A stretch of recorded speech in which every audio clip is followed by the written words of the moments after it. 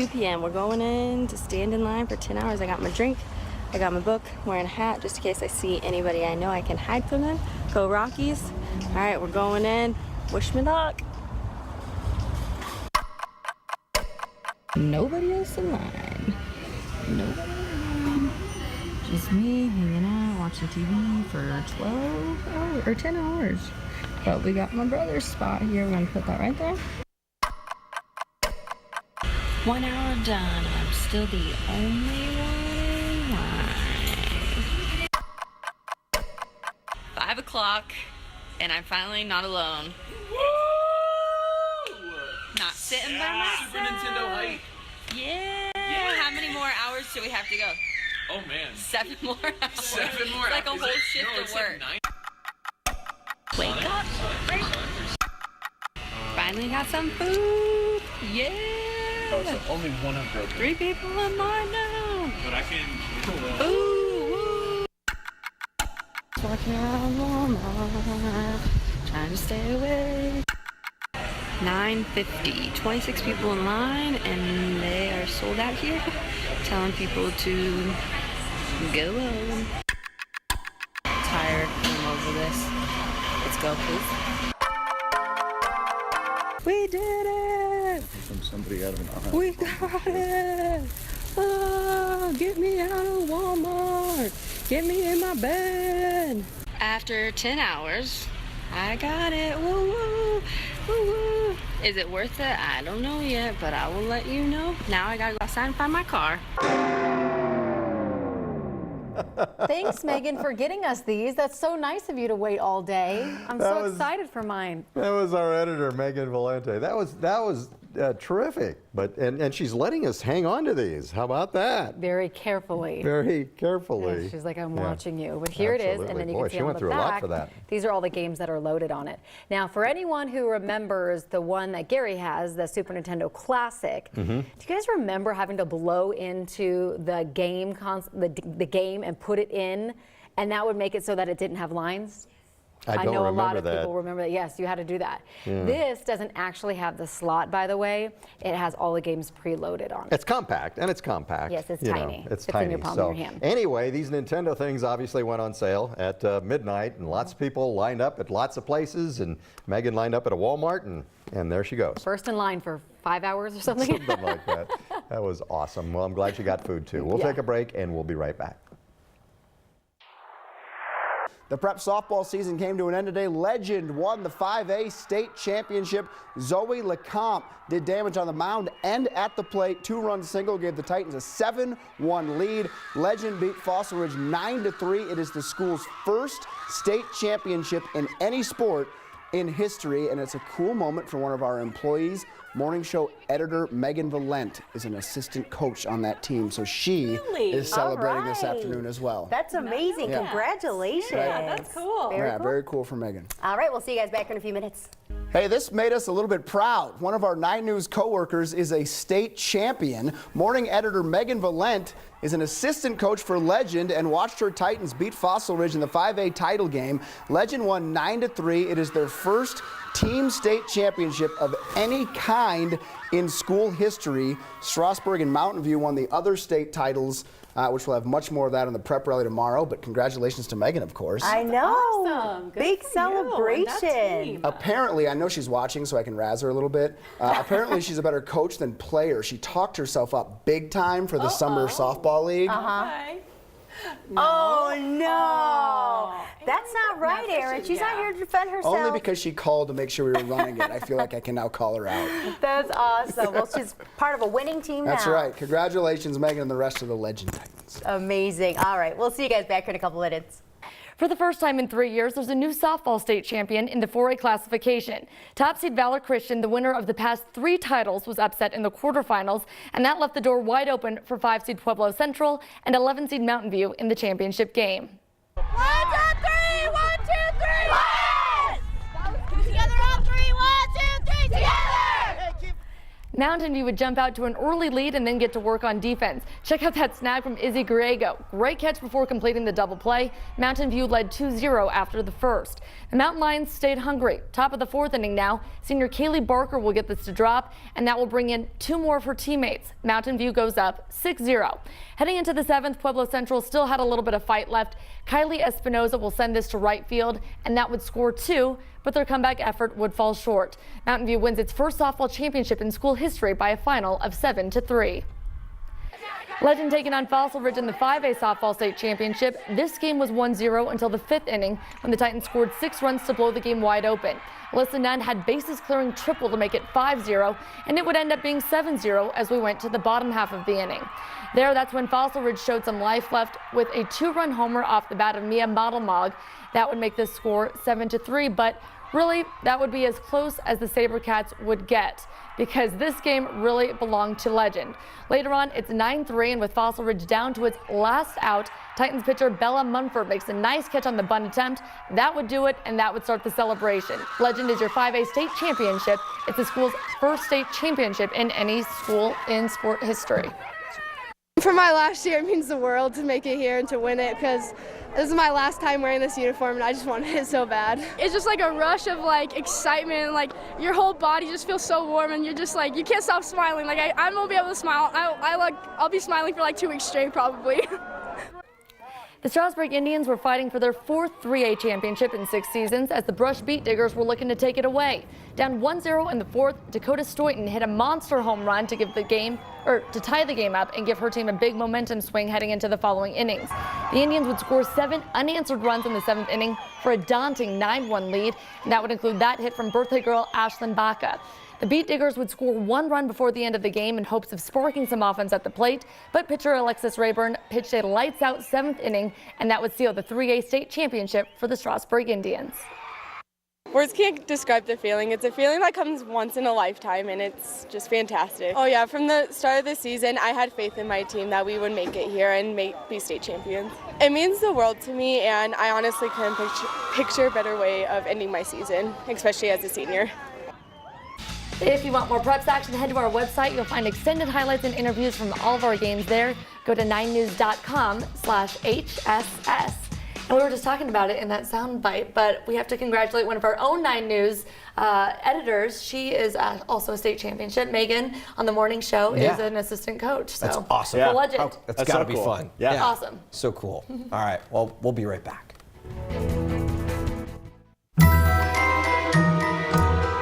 Welcome back on this Halloween morning. We are taking a stand against fear. Members of our morning show team vowed to conquer things that scare them. Our morning show editor Megan Valente has been afraid of the dark her whole life, and that's why we sent her to the historic and haunted Grant Humphreys Mansion. Let's see how she did. I am here at the Grant Humphreys Mansion, facing my fear, which, don't laugh, is afraid of the dark. I know what you're thinking, a 30-year-old afraid of the dark, but it is true. So today we're gonna go inside, try to face my fear, try not to cry, try not to scream. I don't know whose idea this was, but I don't like it, so let's go inside. Breathe. This idea is so stupid. All right, here we go. The house was built in 1902. Gosh, you can't even see the stairs. Whose idea was this?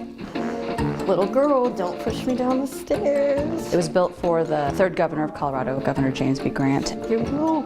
The Grants had one of the first cars in Colorado, and unfortunately at the time the early cars used to catch fire quite a lot, so they wanted to park it away from the house but also have access to the carriage house so they wouldn't have to go outside when it was cold or raining, so they built a tunnel. The tunnel itself has a sordid history because when it was being built, one of the workmen was killed, and apparently he's the one that haunts the tunnel. I don't want to go first. Very, very angry individual. Great. I don't like that. All these old houses had something interesting about them. This one has a puppet theater and a bowling alley. That bowling alley area is also said to be haunted. I'm not going in there. So you've never had somebody come here to face their fear of the dark? Not the dark, no. 1, 2, 3. No. Yeah, we've definitely had folks come to face the ghosts and fear of the ghosts, but not the dark. I'm not afraid of the dark, I'm not afraid of the dark, I'm not afraid of the dark. There's nothing there. Did they leave being able to face their fears? Did they leave? That should be the question. Left. Okay, They good. left. They didn't laughed leave in a themselves. body bag? No one, knock on wood, has left in a body bag. Don't be laughing at my fear of the dark. I know you're afraid of something. Anybody home? Yeah, I'm way too scared something's gonna happen. She did a good job, though. Good She for is her. awesome. Yeah. By the way, she's not the only one who faced her fears. Our own Marty did one as well. Yes, fire. You know, I think a lot of people, well, what would that be, pyrophobia? I'm kind of afraid of fire myself. Yeah, I mean, it's not one of those, it's a serious thing, you know, smoke inhalation in the heat and just getting burned. The thought of getting burned. Yeah, well, that's probably not a bad thing though, Marty. Yeah, it is probably a good thing. Yeah. I went with some of the pros at West Metro Fire Protection District yesterday, and they took me into the fire. We faced it head on. It I'm was so really excited to see fascinating experience, and I learned so much. Just a great experience. It gives you a new appreciation for what firefighters do. Yeah. Unimaginable. When you come out of one of those things and they say, okay, don't touch yourself because you will burn yourself. Right, that's that hot. You're that hot, so to speak. Wow. You know, literally, not figuratively. You're that hot. Yeah. It's really interesting. So, Wow. I'm looking I can't forward wait. to it. We're going to be doing that in the 8:30. Okay. Kudos to All you right. guys. We're all facing your fears. That's Yeah, awesome. It was really, really interesting. Let's talk a little bit about weather. The officers were injured and were extricating themselves away from the apartment complex. Clear it out. We've got 3 officers hit. One down.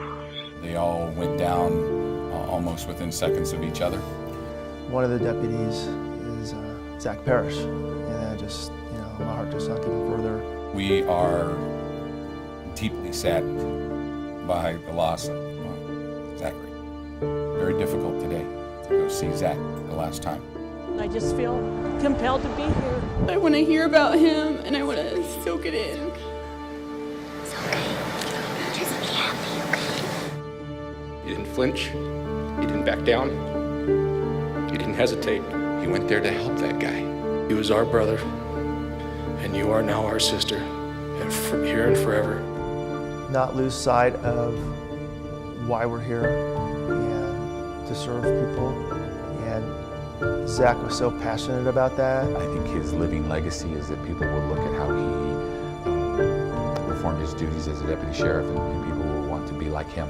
We are better because of him. And I will raise these girls to love you. Mr. Adam, and the watch. Rest in peace. Thank you for your service, and thank you to all agencies for bringing our brother home.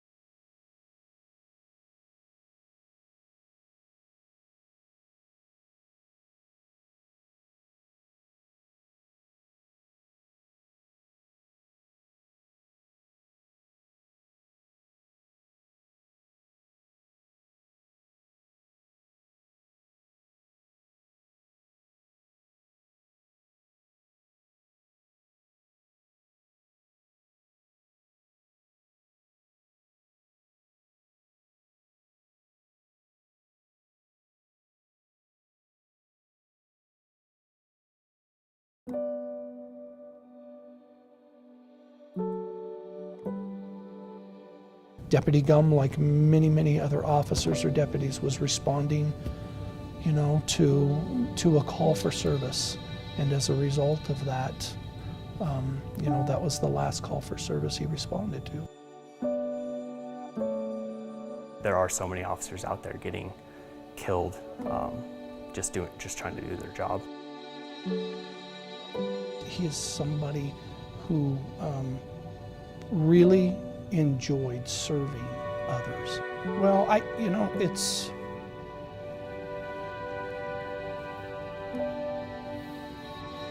it's tough.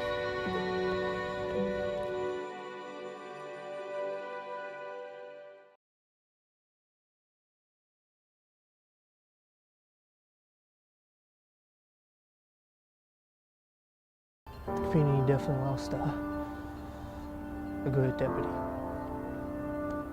When I actually found out it was him, I was very sad. This morning, we remember Adams County Deputy Heath Gum, shot and killed in the line of duty. We've been told that a police officer's been shot.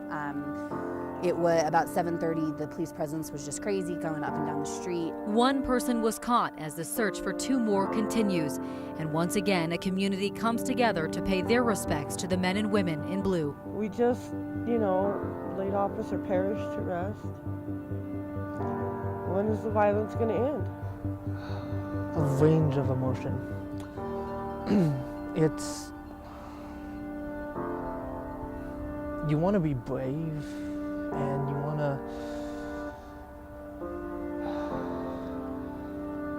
want to actually be there for the community, but also then you remember why you're here and then you just want to just break down.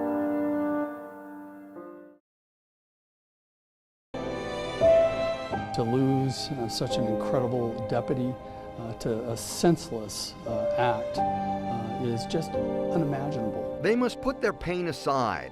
Investigators in El Paso County are now exploring each detail in the moments before Deputy Micah Flick was killed. I'd love to see a shutdown. President Trump says shut the government down again. It was probably 20 to 30 times brighter than the brightest stars. Was it a rocket? A UFO? Government conspiracy? People from Colorado to California spotted a strange, bright light in the sky overnight.